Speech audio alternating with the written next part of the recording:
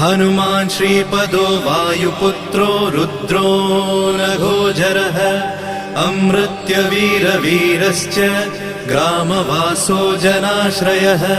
धनदो निर्गुणः शूरो वीरो निधिपतिर्मुनिः पिङ्गाक्षो वरदो वाग्मी सीता शोकविनाशकः शिवः शर्वः परो व्यक्तो व्यक्तो धराधरः पिङ्गकेशः पिङ्गरोमा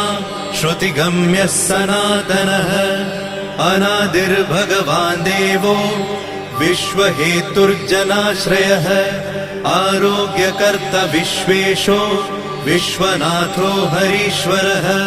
भर्गो रामो रामभक्तः कल्याणप्रकृतिस्थिरः विश्वम्भरो विश्वमूर्तिर्